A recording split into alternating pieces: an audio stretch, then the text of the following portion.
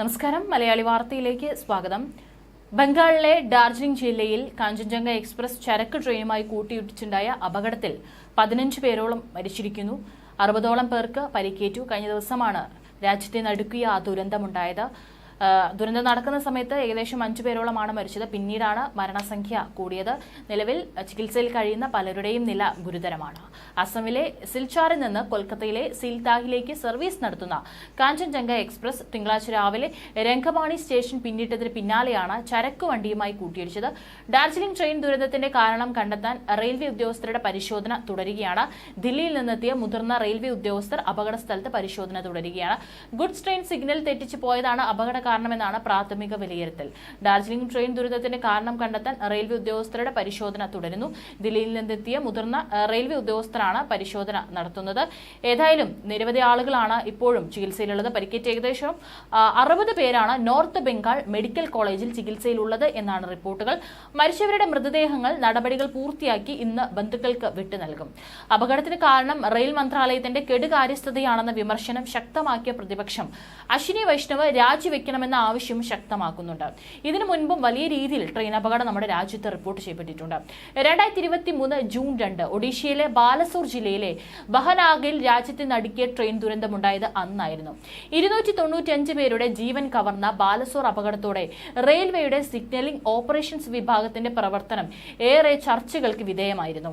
അപകടങ്ങൾ കുറയ്ക്കാൻ കവച് സംവിധാനം എല്ലാ തീവണ്ടികളിലും കൊണ്ടുവരണമെന്ന ആവശ്യം ഉയർന്നിരുന്നു.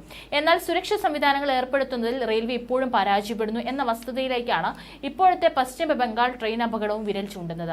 ബാലസോർ അപകടത്തിൽ സിഗ്നലിംഗ് ഓപ്പറേഷൻസ് വിഭാഗത്തിലെ ജീവനക്കാരുടെ ഭാഗത്തു നിന്നുണ്ടായ പിഴവാണ് കാരണമായി റെയിൽവേ സുരക്ഷാ കമ്മീഷണറുടെ അന്വേഷണത്തിൽ കണ്ടെത്തിയത്. അന്ന് കവച് സംവിധാനം എല്ലായിടത്തും നടപ്പാക്കേണ്ടതിന്റെ ആവശ്യകത നിരവധി വിദഗ്ധർ ചൂണ്ടിക്കാട്ടിയിരുന്നു. ഇപ്പോൾ 1 വർഷത്തിന് ശേഷം നാടിനെ നടുക്കിയാണ് വീണ്ടും ഒരു തീവണ്ടി അപകടം സംഭവിക്കുമ്പോൾ സുരക്ഷാ സംവിധാനങ്ങൾ ഏർപ്പെടുത്തുന്നതിൽ ഒരു പുരോഗതിയും ഉണ്ടായിട്ടില്ലെന്ന യാഥാർത്ഥ്യമാണ് തെളിവാകുന്നത്. ഒഡീഷയിൽ ചെന്നൈ കോറമണ്ടൽ എക്സ്പ്രസ് ചരക്ക് തീവണ്ടി ബംഗളൂരു ഹൗറ സൂപ്പർഫാസ്റ്റ് എന്നീ വണ്ടികളായിരുന്നു അപകടത്തിൽപ്പെട്ടത്.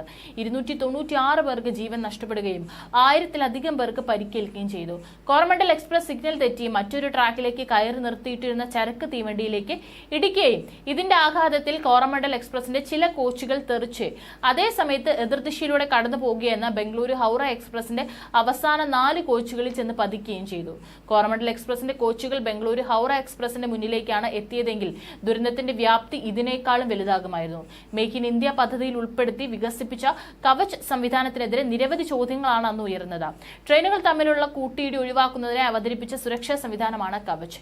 ട്രെയിൻ കൂട്ടിയിടി ഒഴിവാക്കൽ, അതായത് TCAS എന്നും automatic train protection system ATP എന്നും കവച് അറിയപ്പെടുന്നു.